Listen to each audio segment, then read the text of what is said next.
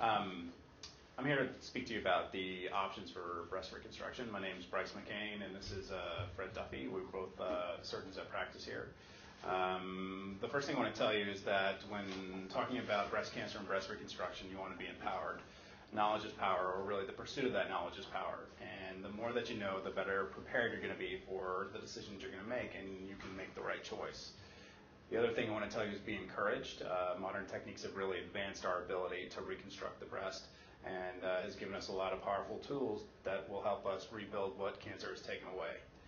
And I want to spend just a moment talking about breast cancer. This is a schematic of the breast, and I don't have a pointer, but in the center of the breast, there are areas that are basically the gland, the lobule, and that's where milk is produced if you're lactating. Here we go. Yeah, in this area here, and then there are a series of ducts that come up from that and come out to the nipple. And if you've never seen one, this is a normal mammogram. There we go, Fred. Not working very well, but that's okay. So if you develop DCIS or IDC, infiltrating ductal carcinoma, this is typically the area it's coming from the lactiferous ducts. And so what is DCIS? Well, DCIS means that it's in situ or it's in place and it hasn't had a chance to spread. It's the most common non-invasive cancer. It's an early stage and confined within the ducts and almost always can be found on mammograms, and almost every woman that has it can be cured. And if you're wondering what that looks like on a mammogram, this is something that they're looking for. It's microcalcifications without a mass. This is it under a microscope, and on this side are the normal ducts.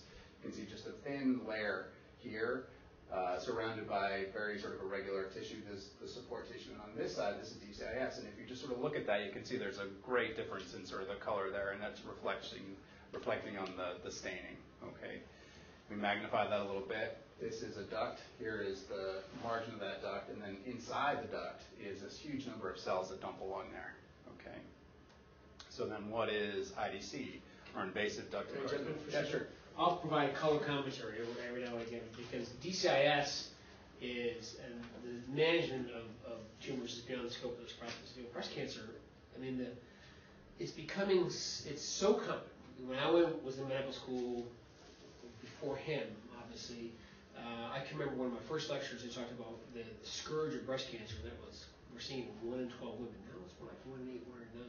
So the whole topic of what's causing it and how we best treat it is evolving. But DCIS is a problem because we don't really know how to treat it. I mean, in other words, it has implications for us as reconstructive surgeons, but there are many women who, if you biopsy the breast at 85, probably have DCIS. And the equivalent in us, in men, is prostate cancer.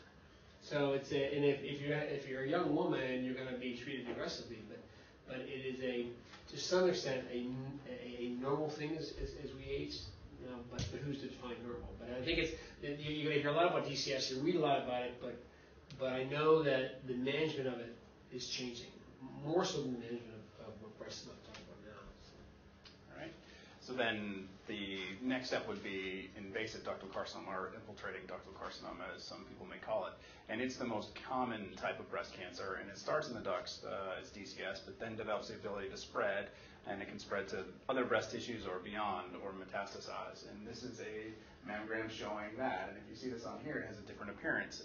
And some people may say it sort of looks like a crab, and that's actually sort of where we can't see very well there, but gets the idea of cancer, okay, the crab. And so this is, again, the same picture I showed you before here, the ducts, all the support tissue around it, and then a huge number of cells again. But if you look closer on inspection here, you can see that if this was a duct, it's now invading out into the tissues around it, and so then it's invasive. This is our picture again. If you had LCIS or ILC, this is the origin there. It's in the lobule or the gland part of the breast. Lobular carcinoma in situ is really a marker. We don't necessarily consider it to be a cancer, but it does show us that you're going to be at increased risk for it, and so women are carefully monitored to watch for it. Invasive lobular carcinoma is about 10% of breast cancers, and it starts in the lobules again, and it's very difficult to detect. I'm not really going to focus on breast cancer. I just wanted to touch on it.